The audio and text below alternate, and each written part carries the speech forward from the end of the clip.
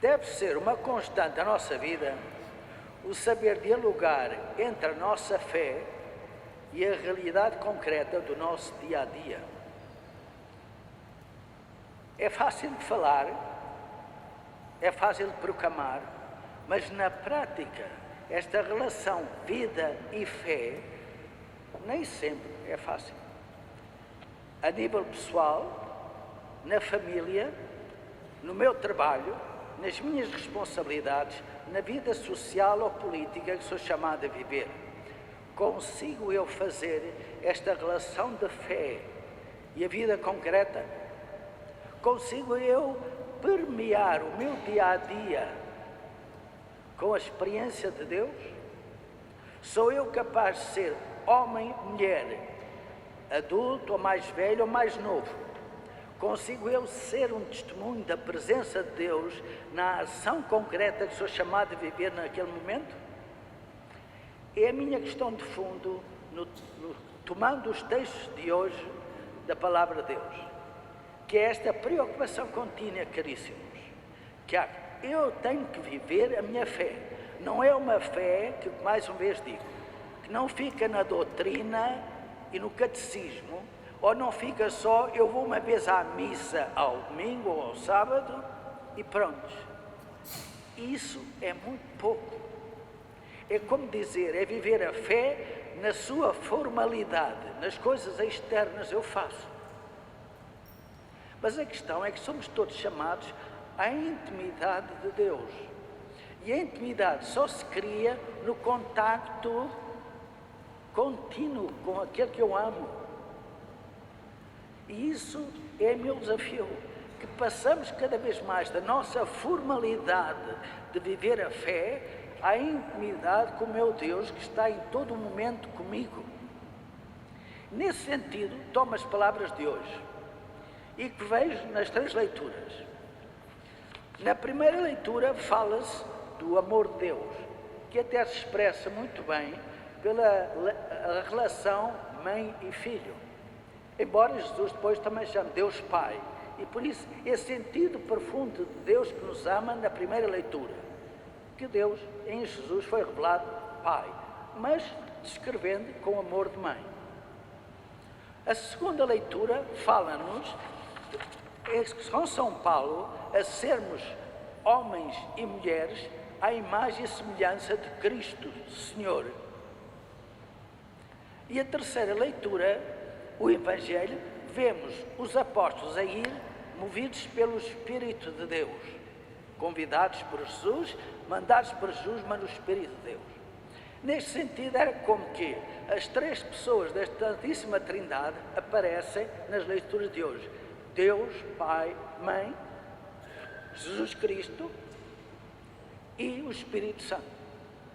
Mas o interessante, ao mesmo tempo, é verificar, mais uma vez, na procura de entender na minha humanidade, é que a dimensão do amor de Deus, Pai, Mãe, aparece com a realidade concreta de tratar de um miúdo, de uma criança, de um bebê, a sua relação com a mãe, com o pai. Quando falamos da segunda, em Jesus Cristo, aparece-nos a maturidade de homem, mulher em Cristo. E a terceira, no sentido de ser capaz de servir os outros com o Espírito Santo, eu diria que é a nossa dimensão de também ser capaz de ser pai e mãe. Portanto, num sentido muito espiritual, Deus Pai, Jesus Cristo, Filho de Deus, e o Espírito Santo. Mas as imagens usadas e a realidade usada é muito humana. Filho, filha, meninos e meninas, Cristo, homem, e fala que nós crescermos à estatura de Cristo, estamos a falar com homens e mulheres maduros, mas também nesta dimensão de ser capaz de ir aos outros, é como dizer, a capacidade de servir e criar, para além do sentido natural de poder ser pai e mãe, mas a sua relação no serviço. Para dizer, estão aqui três dimensões: a da criança, filho, filha, a dimensão do homem e mulher e a dimensão da mãe e do pai, aquele que é capaz de servir. E, de facto, há uma diferença na nossa humanidade. O filho, a filha, normalmente procura receber o amor. O homem e a mulher, adultos e maduros, recebem, mas aprendem a dar. Daí vem também a dimensão do casamento. E ser pai e mãe é saber dar sem receber. Vejam a diferença em termos afetivos, humanos, mas onde Deus também está a dizer, normalmente, e é verdade, o filho, a filha, recebem amor. O homem e a mulher adulto recebem e sabem dar. E o pai e a mãe sabem dar sem receber.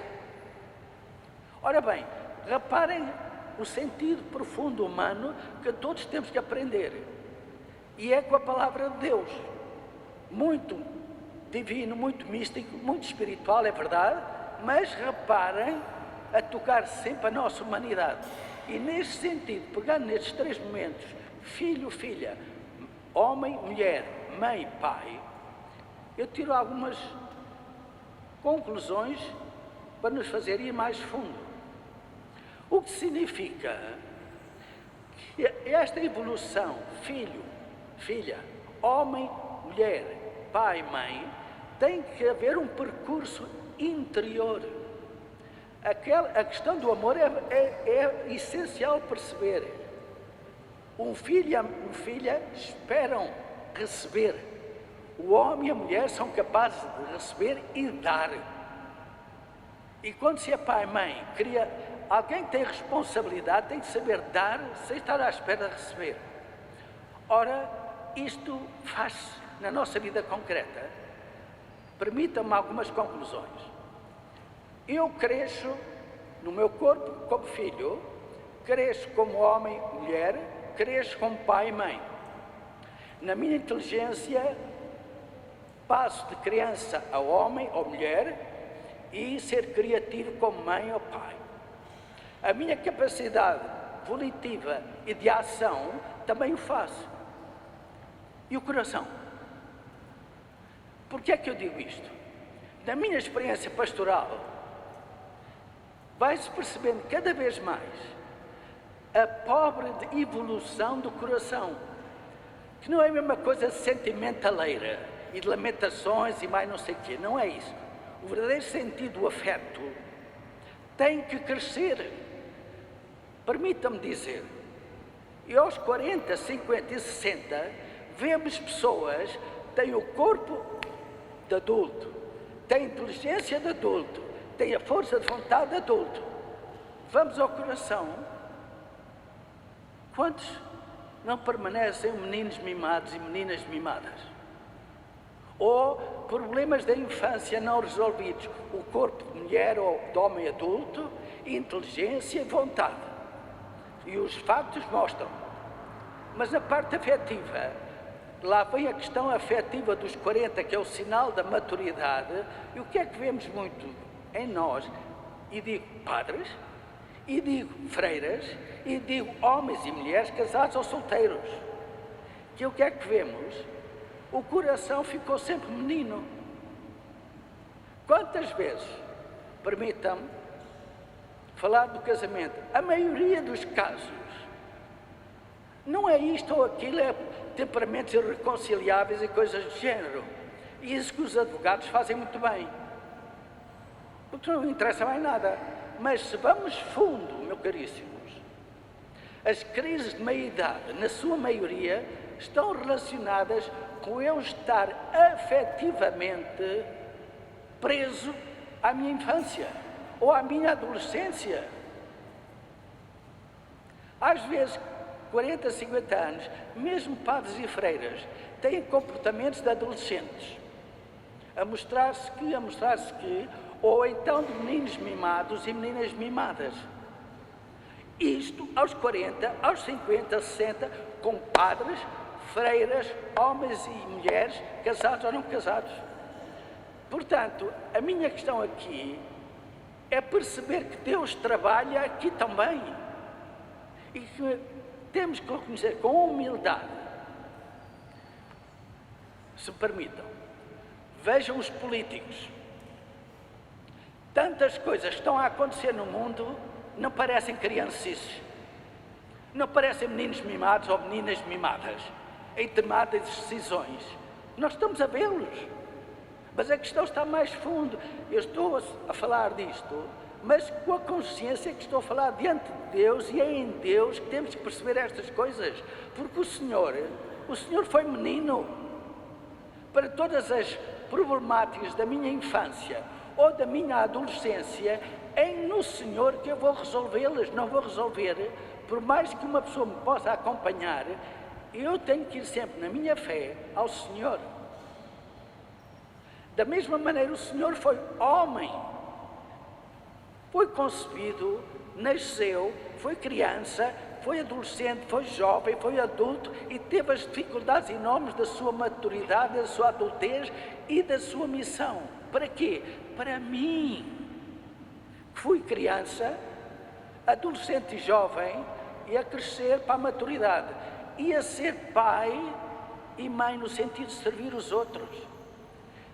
Todos nós temos que olhar para esta dimensão afetiva, não é de melodrama, nem sentimentaleira, ou muito choro, ou muito tragédia. Não é isso, meus caros. O sentido profundo da afetividade do coração. Nós não falamos do coração de Jesus, não falamos do coração de Nossa Senhora, também é sentimentaleira? Ou é uma chamada como referência para a nossa vida humana, que temos coração de carne e osso e somos chamados a crescer à imagem e semelhança de Deus. A chamar a atenção é porque vê-se, permitam, é a minha experiência de sacerdote, tantas coisas que acontecem aos 50, vêm de lá de trás. É muito humano, mas também é muito espiritual. Porque vemos todos os santos vão fazer uma revisão de vida profunda até aos começos das suas vidas. Para quê? Para que Deus entre, através de quem? Da imagem e semelhança de Jesus Cristo. Foi menino, foi jovem, foi homem, e foi o homem que morreu por uma causa, pela salvação de nós outros. E é neste sentido, meus caros, aprendendo aqui, a Sagrada Escritura está sempre a dialogar com a nossa naturalidade, com a nossa carne e os nossos ossos, a nossa personalidade com a nossa história e a nossa cultura e o povo a que pertencemos. Deus está presente. E continuando, se vamos ao Evangelho, se não temos esta maturidade humana e espiritual, onde nós precisamos ter muito mais consciência do íntimo do nosso coração, o que é que acontece? O Senhor deu-nos 3 exemplos para ver. Um é: eu vos envio como cordeiros por meio de lobos. Uma pessoa que não tem a maturidade profunda no seu coração, humanamente falando e espiritualmente falando, quando vêm coisas novas ou situações difíceis, escapam. Digam-me. É um coração de miúdo, é um coração atemorizado que não assume a responsabilidade. E nós vejamos, quantos têm vergonha de ser cristãos? Quantos vem um problema, vem uma dificuldade, é logo a desanimar e a escapar? Se tu estás no Senhor, se o caminho te apresenta uma responsabilidade, tu avanças. Não quer dizer que não tremas, não quer dizer que as tuas pernas também tremam. Não necessitas a fragilidade, mas a questão está a saber dialogar a tua fragilidade com o Senhor Jesus, que neste caso até te pode chamar a ser cristão, e concretamente na terra de Macau e na terra da China. Porque é que nós temos tão pouco impacto na vida de Macau e na China? Tantas vezes porque não assumimos com profundidade a nossa fé. É os medinhos, é as vergonhas e tudo assim. O Senhor vai um segundo exemplo. Não leveis bolsa, não leveis alforje, nem sandálias. O que é que isto tem a ver connosco? Muito. A sociedade de consumo está a fazer exatamente o contrário. Em cadeias industrializadas da mais sofisticada técnica, estão-nos a fazer comprar comida, bebida, vestidos, o conforto, o máximo, e a bela casa, a melhor que seja. Tudo material. E nós vamos. Nós, padres, freiras, homens e mulheres, casados ou solteiros, estamos a ir numa sociedade de consumo que é compulsivo. E vamos, e estamos habituados e não conseguimos dizer não. Mais um exemplo. O que é que a gente está a ver? É exatamente nós a perdermos a liberdade, a capacidade de ser livre perante as coisas materiais. Não estou a dizer que não há que responsabilizar-nos pelo administrar as coisas bem, no contexto da minha própria realidade e da minha própria família. O que eu estou a falar é quando perdemos a nossa liberdade, com os nossos afetos e inclinações e emoções de comer, beber, vejam os fins de semana. As bebedeiras comezainas, a diversão na nossa terra. Onde é que andamos? E vai tudo muito bem. Acaba o fim de semana, pronto, começam. Mas como é que foi vivido o fim de semana? E estamos, além disso, a lançar a nossa juventude sempre aos fins de semana na farra. E o Senhor diz, não, há que ser sóbrio no comer, no beber, no dormir, no vestir, no sentido da nossa relação com a casa, com ter um teto. É verdade. Mas como é que fazemos? Este é o segundo ponto. O terceiro ponto, não vos demoreis a saudar alguém pelo caminho. Traz uma outra dimensão, que é a obsessão que estamos a criar na nossa sociedade de sempre ter um Twitter, ter o Facebook, ter o WhatsApp e estamos continuamente com a necessidade. Vejam, vamos a um restaurante, 10 pessoas à mesa, 6 estão a ler o cell phone. Isto não é obsessão, isto não é dependência. Lá estamos à espera de um adeusinho, não sei de quem, e uma fotografia muito beautiful. Mas estás a ver que estás a perder a tua liberdade. Não consegues dizer não. Nem sequer és capaz de estar realmente diante das pessoas sem estar outras coisas a perturbarem. Portanto, estes 3 aspectos, quando o nosso coração está maduro e aprofundado, estamos livres perante o quê? Perante as pessoas. Seja forte, seja fraco, seja quem seja, sou capaz de manter. Na minha fé, sou capaz de me manter num ambiente que não é cristão. Na relação com os bens, eu uso tanto quanto, mas não preciso obsessivamente. Há pessoas que têm quase todos os dias de passar pelo supermercado. Não é nas coisas essenciais, mas isto, mais aquilo, depois aquilo. E depois vejam de vez em quando as conversas entre marido e mulher e pai e mãe. Gastou mais, gastou menos, onde é que é? E às vezes é superficialidades, exageros. O terceiro, na relação com os outros, temos que ir mais fundo, não ficar agora só com o Facebook, o WhatsApp e o cell phone. Estamos a perder o sentido profundo da relação humana. E depois vemos os mais novos a dizer, a mãe faz isto, o pai faz isto, a dizer aquilo, lá faz, é o trabalho, a vezes isto, e não, o que é que estão a dizer? E a atenção a nós, mas a atenção exige eu debruçar-me sobre a pessoa, não estar com estas dependências. E finalmente o Senhor fala, a paz seja convosco, que é a grande riqueza que nós somos chamados a viver como cristãos, que é ter um coração em paz, que exige liberdade. E vejam que as pessoas de paz têm uma grande capacidade de amor, que é o que todos precisam. Mas como damos outros valores e enchemos o coração de tanta quinquilharia, claro que depois não somos capazes de estar em silêncio, não somos capazes de estar diante de Deus, não somos capazes de depois ter paz e a liberdade que permite amar e querer bem. Caríssimos, é um desafio. Eu não estou a dizer que é fácil. Agora, que é grande e que dá uma grande alegria, isso é verdade. Que é a pena que podemos ter, é não perceber como Deus nos ama e nos quer bem.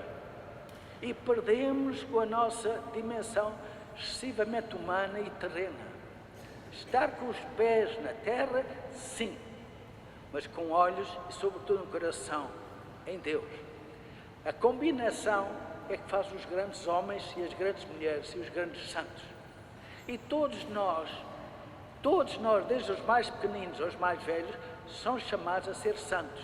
O que significa ser verdadeiramente homem, mulher, menino ou menina, mas ter um sentido de Deus nesta vida, seja da escola, seja no autobus ou no autocarro, seja no trabalho, seja em qualquer outro lugar e situação, ter um sentido de Deus. Isto é para os mais novinhos, isto é para nós padres e freiras, isto é para vocês, homens e mulheres de Deus aqui presentes. Peçamos a Deus, Nosso Senhor, esta graça do Espírito que nos ajuda a perceber o que é humano, o que é terreno, mas saber que os dois são chamados por essência íntima a procurar sempre a Deus, que é verdadeiramente o Deus da paz e do amor.